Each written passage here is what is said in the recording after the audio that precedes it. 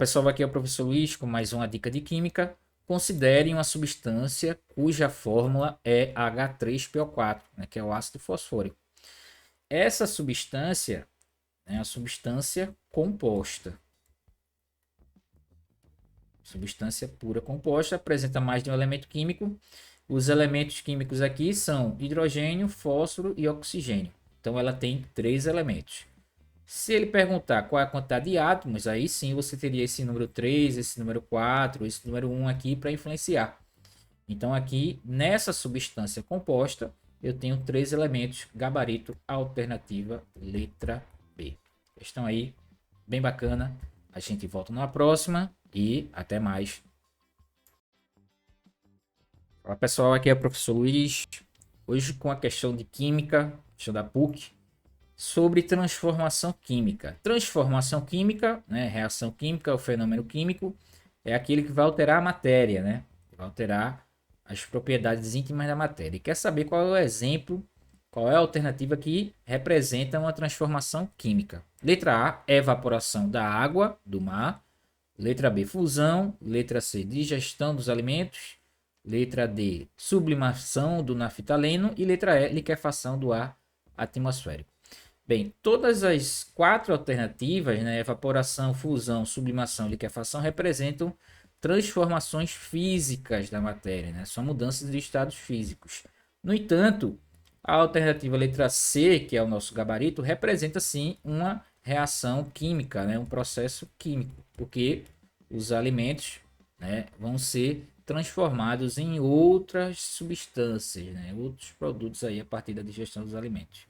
Então, gabarito, alternativa, letra C, questão aí da PUC. A gente volta na próxima e até mais. Fala pessoal, aqui é o professor Luiz com mais uma dica de química. Questão da UFPE, isótopos radioativos são empregados no diagnóstico e tratamento de inúmeras doenças. Qual é a principal propriedade que caracteriza um elemento químico? Bem, um elemento químico é um conjunto de átomos, né, quimicamente iguais. Para eles serem iguais, ele tem que ter como característica, né, o número atômico. Então, o número atômico é a principal característica de um elemento químico, né? E esse número atômico, que normalmente é representado pela letra Z, ele é igual a justamente o número de prótons. Então, se você falar de elemento químico, você tem que lembrar que o que deve ser igual é o número de prótons. A massa para cada elemento pode variar, né? Mas você tem o número de prótons. A mesma coisa para o número de elétrons, né? Você pode ter espécies aí com número de elétrons, mas isso aí não vai ser a principal propriedade. A principal propriedade é justamente o nosso número de prótons, gabarito, alternativa, letra B. Essa foi a dica, a gente volta na próxima e até mais. Fala pessoal, aqui é o professor Luiz com uma questão de química, parte aqui de química orgânica. Álcool é um grupo, né, de compostos orgânicos que tem como característica a presença do OH ligado a um carbono saturado. Esse álcool ele pode ser primário, secundário e terciário, vai depender do carbono que essa hidroxila estiver ligada. Se a hidroxila estiver ligada a um carbono primário, o álcool é primário. Se a hidroxila estiver ligada a um carbono secundário, o álcool é secundário. E se a hidroxila estiver ligada a um carbono que é terciário, o álcool vai ser terciário. Então aqui o tetrametilbutanol, né? O butanol são 4 átomos de carbono. Aqui ele não disse onde estava ligados nem a hidroxila nem os radicais de metil, mas a gente vai subentender que eles vão estar ligados nos carbonos centrais, né? Aqui vai ter um metil, aqui vai ter outro e aqui vai ter outro. E aqui para completar o tetra, né, vai ter outro.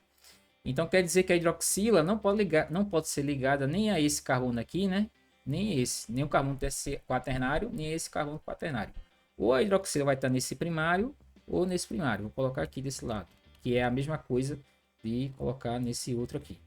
Então aqui, completando com os hidrogênios, né? Aqui vai ser H3, aqui vai ser H3, aqui é H3, H3 e H3. E esse outro aqui é o H2. Então aqui eu tenho tetrametilbutanol, né? Ele quer saber se o carbono se esse álcool é primário, se esse álcool é secundário ou terciário. Se ele se ele for primário, né, para ele ser primário, o carbono que está ligado à hidroxila, que no caso é esse carbono aqui, ele tem que ser um carbono primário. E de fato, esse carbono aqui, ele é um carbono primário, né, porque ele só está ligado a esse outro átomo de carbono.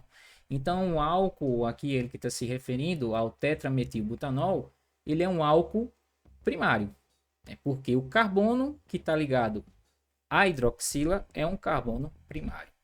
Falar nisso, esse carbono aqui central, né, ele é quaternário e esse também quaternário. São dois carbonos quaternários, 1, 2, 3, 4, 5, 6 carbonos primários nessa cadeia do tetrametilbutanol. Essa foi a dica de química de hoje. A gente volta na próxima e até mais.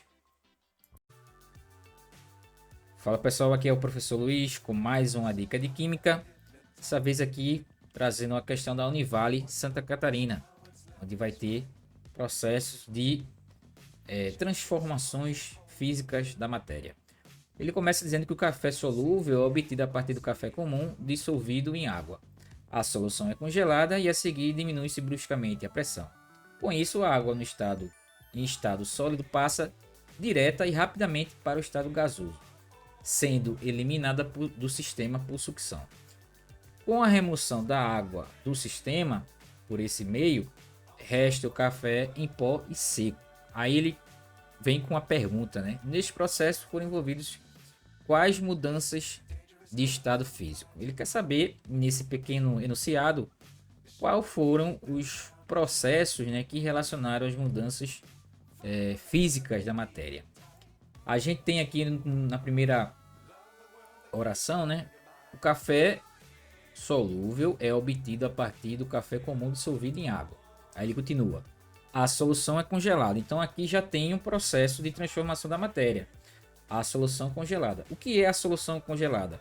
É quando ela está no líquido, no estado líquido, e passa a ser sólido. Esse processo é chamado de solidificação. Então, primeiramente, há uma solidificação da solução, né? Não é água, porque vai ser a água mais a outra parte aí que está se referindo ao café solúvel, né? Então, aqui a gente tem a solidificação. A gente não tem um processo chamado congelação. Então, aqui a gente já elimina a letra C, elimina a letra D. É solidificação o processo. Solidificação é um processo, né, que para acontecer precisa liberar calor, né? Precisa liberar energia. É um processo exotérmico. Mas aí é detalhe da questão.